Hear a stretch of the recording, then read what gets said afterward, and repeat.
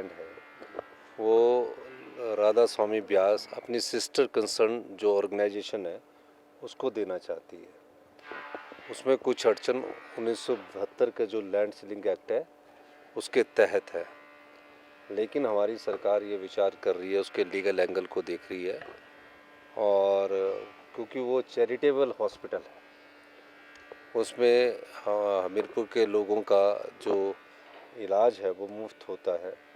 और वो सिस्टर जो ऑर्गेनाइजेशंस है उसको इसलिए ट्रांसफ़र करना चाहते हैं कि उन पर जीएसटी जो है वो तकरीबन जब वो इक्विपमेंट मंगाते हैं तो उस पर जीएसटी लगता है।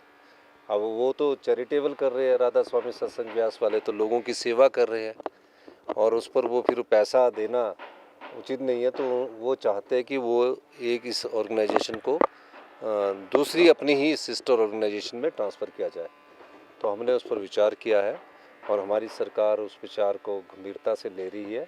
और हम चाहते हैं कि राधा स्वामी सत्संग व्यास जैसी जो संस्थाएं हैं जो सेवा के माध्यम से जनता की सेवा कर रही है, तो उसमें कुछ लीगल एस्पेक्ट देखने के बाद इस लैंड सीलिंग एक्ट में कोई अगर प्रोविजंस किया जाएगा तो उसके लिए ऑर्डिनेंस लाने के लिए मैंने एक अधिकारियों की मीटिंग बुलाई है।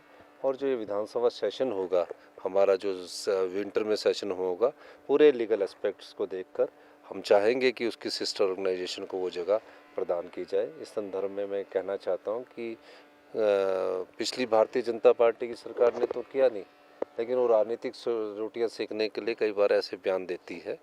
तो हम सभी संस्थाएं जो हैं जो जन सेवा में लगी है उनके कल्याणकारी के लिए अगर हमें कोई कानून में थोड़ा बहुत परिवर्तन करना पड़ा तो हम उस कानून में परिवर्तन करने से भी पीछे नहीं हटेंगे।